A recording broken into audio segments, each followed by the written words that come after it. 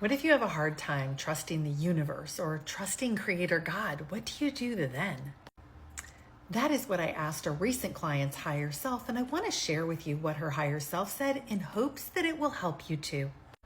The exact question in her session, after we looked at a past life and were connected to her higher self, is does she fully trust the universe to be there, provide for her, and support her? Or if not, what is it in her that needs to be healed so she can trust in the universe? So she can fully trust in Source. Her higher self said, no, she doesn't. She needs to trust that her past was not the universe not taking care of her, but was part of the lessons that she was here on Earth learning. And it's part of what has brought her to where she is now. This was important, and she was not abandoned by the universe. She was held, but I think there was some fear that those experiences are permanent or will repeat forever. But that was not the purpose. I then asked, so kind of like the stock market where they say past performance is not indicative of future performance, is that correct? And her higher self said, exactly. It's not a permanent pattern. I asked, so what can be done to clear out the belief that the universe is not there for her, that the universe is not supporting her? Her higher self said, healing a lot of the old hurt is part of it. And just understanding that the lessons had a purpose. And now we move on to integrating what we know. We don't have to repeat the pattern forever when we learn the lesson. I asked her higher self, would it benefit her to have you download Creator's definition of trust into her and have her definition of trust match Creator's definition of trust? And if yes, can you do that now and tell us what that download looks like as you do it? Her higher self said, yes, it's like a broken bond between her and the Creator that needs to be healed. It's like melting a rope back together. And then there was a long pause as that happened. And then her higher self said, okay, it's done. I then asked, was that support ever really gone, or was that just a belief that she had?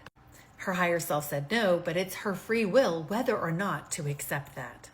And it was kind of being blocked, but it's been mended now. I then asked her higher self, what blocked it? Her higher self said her mistrust, her non-belief in the love and support. Because she has not always been able to trust love and support from her parents.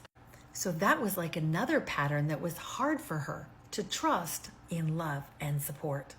I then thought it might benefit her to get another download since we're like computers in this simulation. So here's the next download I asked her higher self to give her.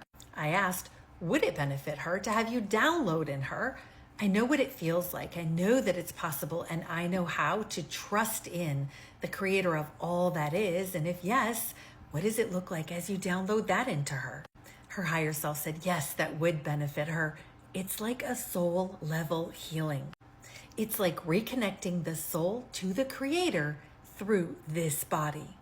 And after a long pause, her higher self said, it's done. So as you can see, there is a ton of healing you can get from Creator, from your higher self, just by asking and using your imagination to see these things happening and then actually believing that they're happening. Something else that was really apparent when I did this session was she took the fact that she couldn't fully trust that her parents would be there for her and support her, and then pasted that same trust or lack of trust onto the Creator of all that is. And that's what we as humans do. We tend to make an association. Well, if my mom isn't there for me, if my dad isn't there for me, then why in the world would the Creator be there for me? See, they're just like my mom, or they're just like my dad. But Creator is not a person. The Creator of all that is not a fallible human being. The Creator of all that is doesn't have the ability to not be there for you, to not support you. The Creator of all that is gives us free will to make choices to believe these things, but it doesn't mean that they're true. So what does it take then?